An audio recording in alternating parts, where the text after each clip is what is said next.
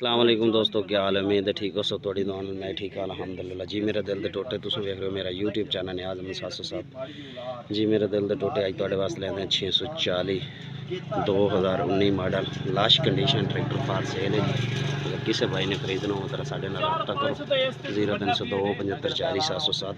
tractor की condition तुहाडे सामने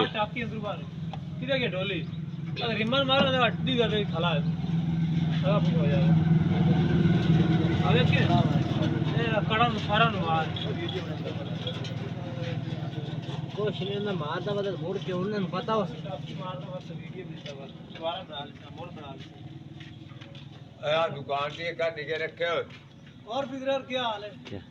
नवाब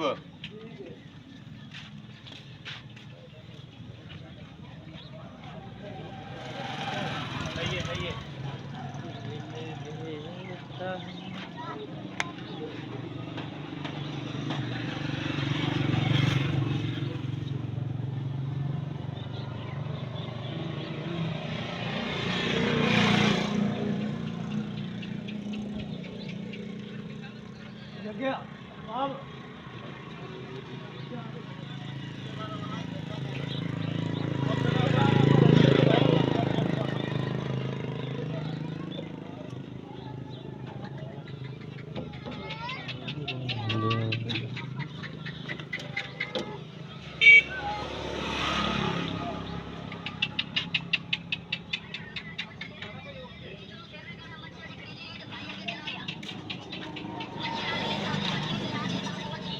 यार ले आते गोली ले आते उधारू